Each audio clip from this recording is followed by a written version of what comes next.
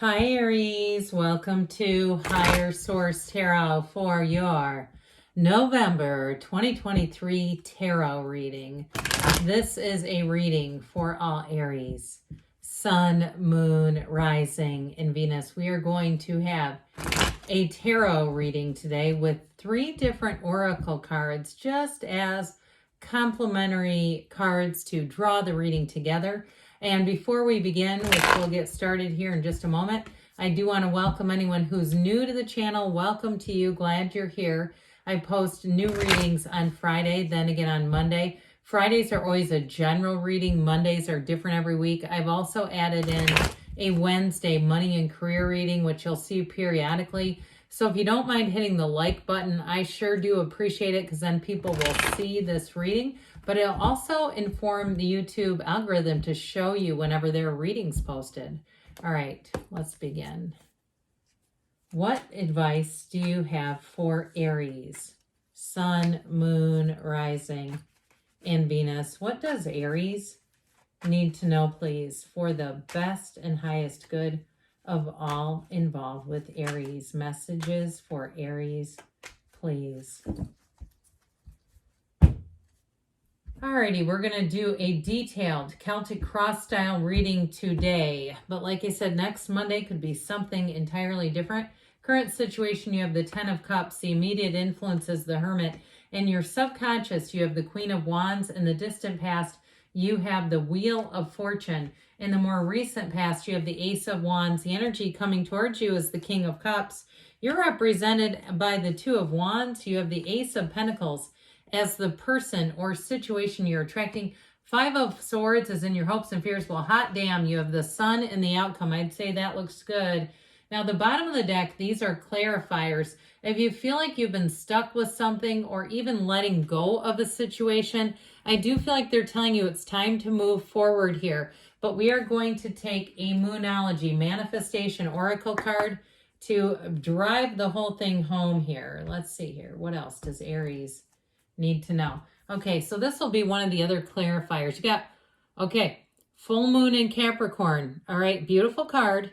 But with those clarifiers that we just pulled, take a reality check. They're trying to tell somebody to let go of something because you have something so much better coming in.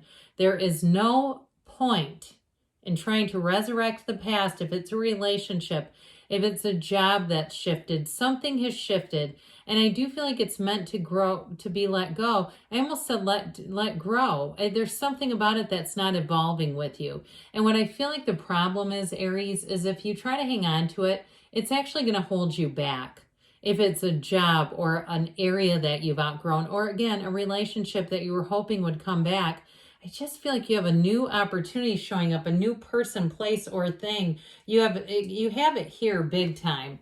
Okay, what you're attracting is the Ace of Pentacles, but you also have this beautiful Ace of Wands, and you have the Sun in the outcome. Now you have the only 2 cards here that feature these beautiful sunflowers. You have it in the Queen of Wands too. And the sunflowers are very much symbols. They're symbols of finding your match, finding your people. So if it's a workplace situation, don't be afraid to take that leap of faith if you really do feel uncomfortable with your current environment, or if it's again, an area that you're living in. And of course, for relationships, this is absolutely beautiful. So long term, but also too, it has the excitement and the adventure to keep your attention.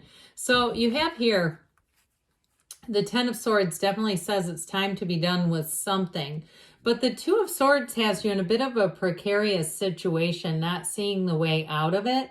And also too, maybe not seeing things for how they really are. And so that take a reality check card that we pulled from the Moonology Manifestation is allowing yourself to see what it really is. And truthfully, I love metaphysical podcasts and teachers and books and all that stuff. And sometimes I can be lulled into the idea, or the idea can be promoted, that if we envision and experience the person as we want them to be, they're going to show up that way. And sometimes it doesn't happen because in our true belief system, we don't believe it. We don't see that happening deep down. And so what it does is just it continues to show up in the way that we believe it will be, and it's not good enough for you. So with the Eight of Wands, that Eight of Wands will set you free. It is information or communication that will take that blindfold off, and it'll allow you to see everything you need to see, but it's also going to allow you to see a new way, a new path, the path of least resistance, the path of your most joy. That's what it's all about. And so with the current situation here, you have the Hermit and the Ten of Cups. The Ten of Cups is a homecoming. So if it is a time of letting go of something, it's let go to receive. One of the greatest paradoxes in the universe. We often with our mind get so focused on not wanting to have pain and fear and things that we try to keep things that we think will avoid those. And they actually paradoxically create more of it. So the Ten of Cups is that rainbow after the storm. I hear freedom from bondage, being letting go of anything that doesn't serve you. And the Hermit energy is great wisdom. It's a card of success. Now you have here Scorpio, Aquarius, you've got Leo, Taurus, you have Virgo here too. You've got 3 major arcana. So I do feel like with the Hermit, you may have gone within, if you did have a difficult breakup, and you kind of went hermit mode a bit. You went into that place of yourself, the deepness within yourself, and really got connected with your higher self, with what you really truly desire. That's a part of how you can let go of something that's no longer for you. Because the Hermit is also too saying that life may have gotten a bit more complicated than you realized until it was finally like right in your face. Like, this is what this really is about. And so you may have had somebody who came along the way too and gave you great advice, or somebody who just listened to you. But ultimately with the Hermit, you shine so brightly, that lantern that guides you through the night, but it's also your own internal light areas, and it shines so brightly that people cannot help but look at you, be attracted to you. So if it's a job, here's your offer. If it's a new person, I do feel like you have somebody great coming in, and the energy of the sun is so tremendous. It's like, go toward the light, Caroline.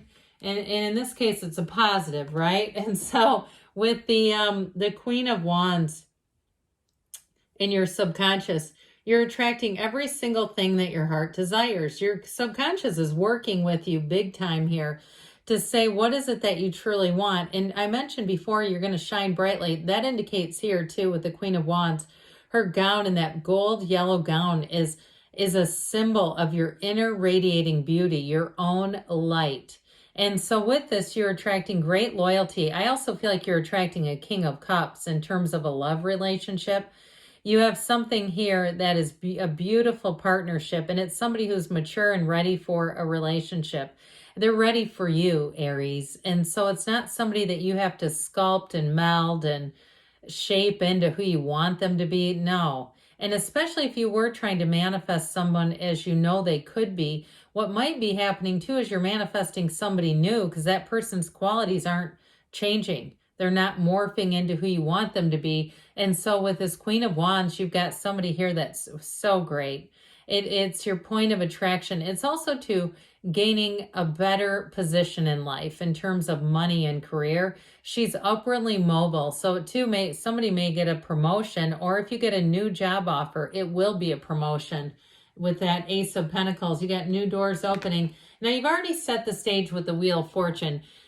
The Wheel of Fortune in this card, though, in this reading, I do feel like might have kind of a duplicitous meaning. It may have been something that you saw, whether it was a relationship that you knew your own couldn't hold a candle to, or a job or wealth or abundance, prosperity that you knew you were not achieving. And so what this does is it sets the stage and it pushes that energetic ball into motion. And it says, let's make some changes for Aries to get here.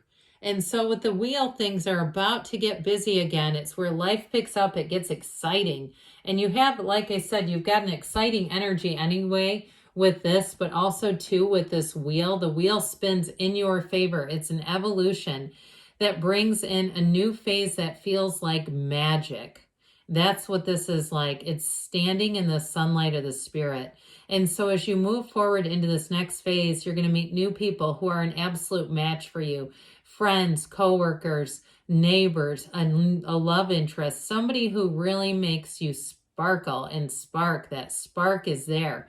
And so in a job too, if it's something new that you're starting on your own, you're going to really love working for yourself if that's the case. Or even if you're retired and you get kind of a new part-time job, like if you might have found yourself a bit bored in your retirement, or maybe you haven't been out of the workforce for a while for some reason, you're not going to be bored with this, and it's going to feel automatic. It's going to feel natural and easy and like the next right thing to do. And so joy, speaking of joy, with this Ace of Wands, wave that magic wand, Aries. This is where new doors open. But I also want to tell you too, you have a magnetism here where people around you are just going to click with you. If you go into an event or you get invited to something, people will talk about you after the fact and want to be around you more. Where they're going to say, oh, we should invite them. Oh, I want to get to know them better. It's this, where people just find you interesting and charming and alluring. So with this Ace of Wands, get ready for it. Now, it can't be an apology coming forward too. So if you have had a bit of a challenging energy at work and you move on to something else, you might find as you leave, it makes it a little bit difficult, but you may find people take responsibility for their actions and extend a little bit of an olive branch. Like, hey, we might not have always gone and seen eye to eye, but I sure did enjoy working with you. It's that kind of thing. Or I sure did like having you as my neighbor. So the King of Cups makes your life really great. Okay, he's the master of love, creativity, and that really great life, Aries. So when you're heading into the King of Cups, it's like entering into a big, warm hug. It feels great, and it feels like just the right time, just the right timing for you. Now, with a relationship, it's somebody that you can talk to about anybody, anything. Oh, God, anybody. I don't know if we want to do that. That was a bit of a slip, but maybe some of you are going, yeah, that's me. But with this, though, in terms of even at work, if you have a King of Cups as your boss, if it's not working for yourself and you have somebody that you, or even a partner, this would make a great partner too.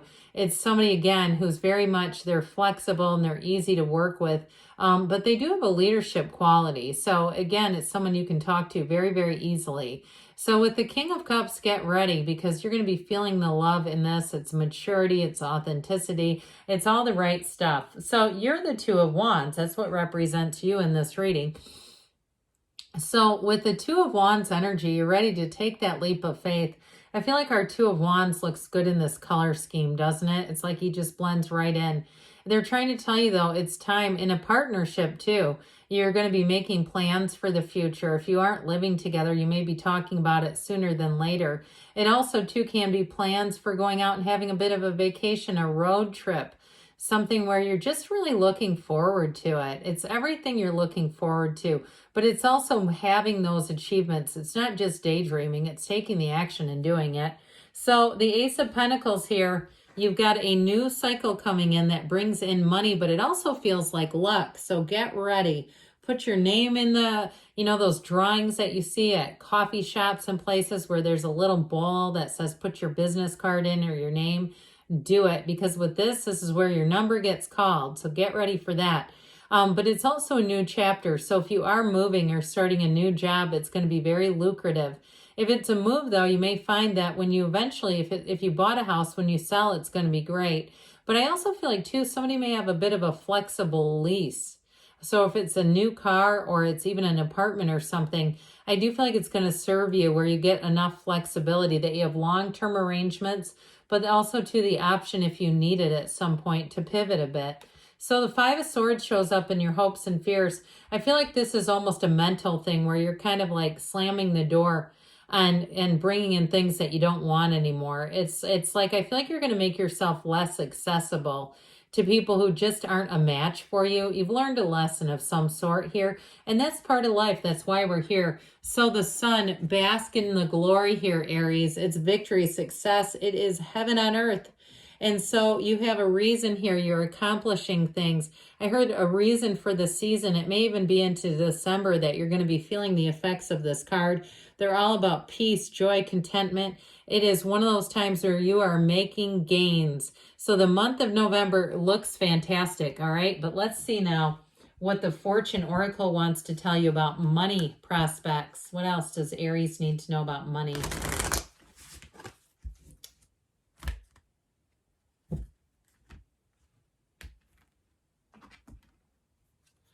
Oh boy, you've got unity. So those of you too, this may apply to a relationship and sharing bills and things. A time of divine understanding, renewal, peace, and hope. You radiate and attract great love. So if you're moving on in terms of a job, if you're working on your own, you're going to have all the right clients, all the right people that you need. Let's just make sure I'll shuffle these once for you, Aries, just for the good of the cause. What else does Aries need to know about love?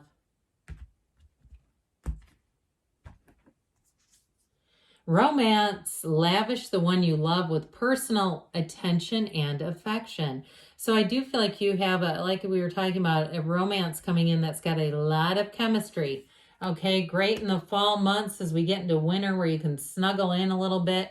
Good things are on the way for you, Aries. I love you, and I'll be back again soon.